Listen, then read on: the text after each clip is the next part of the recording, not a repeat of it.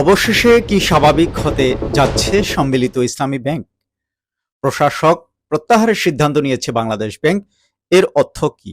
আমানতকারীরা কবে পাবেন তাদের টাকা? আর পুনর্গঠন প্রক্রিয়ায় কি ঘটতে যাচ্ছে? বিস্তারিত জানুন এই প্রতিবেদনে। সম্মিলিত ইসলামী ব্যাংকের পুনর্গঠন কার্যক্রমে গুরুত্বপূর্ণ সিদ্ধান্ত নিয়েছে বাংলাদেশ ব্যাংক। কেন্দ্রীয় ব্যাংক জানিয়েছে ধাপে ধাপে প্রশাসক প্রত্যাহার করা হবে এবং চলতি জুলাইয়ের শেষ দিক থেকেই দায়িত্ব হস্তান্তর প্রক্রিয়া শুরুর প্রস্তুতি নেওয়া হয়েছে। বাংলাদেশ ব্যাংকের মতে পুনর্গঠন সফলভাবে এগুলে ব্যাংকের স্বাভাবিক কার্যক্রম আরও শক্তিশালী হবে।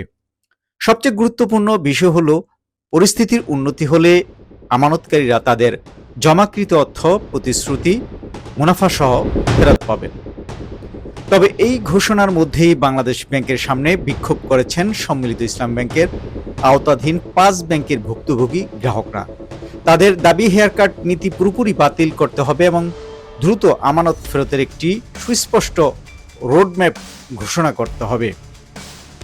উল্লেখ্য, আর্থিক দুর্বলতা, তারল্য সংকট ও অনিয়মে থাকা এক্সিম ব্যাংক, ফার্স্ট সিকিউরিটি ইসলামী ব্যাংক, গ্লোবাল ইসলামী ব্যাংক, সোশ্যাল ইসলামী ব্যাংক এবং ইউনিয়ন ব্যাংককে একীভূত করে সম্মিলিত ইসলামী ব্যাংক গঠনের উদ্যোগ নেয় বাংলাদেশ ব্যাংক। পুনর্গঠনে তদারকির প্রতিটি ব্যাংকে প্রশাসক নিয়োগ দেওয়া হয়। পরে নতুন চেয়ারম্যান ও ব্যবস্থাপনা পরিচালক নিয়োগের মাধ্যমে পুনর্গঠন কার্যক্রম আরও এগিয়ে নেওয়া হয়। এদিকে সরকারের ইতিমধ্যে 10,000 কোটি টাকার সুকুক বন্ডের মাধ্যমে ব্যাংকটিতে বিনিয়োগ করেছে। কেন্দ্রীয় ব্যাংকের আশা, এই পুনর্গঠন সফল হলে ব্যাংকের আর্থিক ভিত্তি আরও শক্তিশালী হবে এবং দীর্ঘদিন ধরে অপেক্ষায় থাকা গ্রাহকরা তাদের আমানত, মুনাফা সহ ফেরত পাবেন।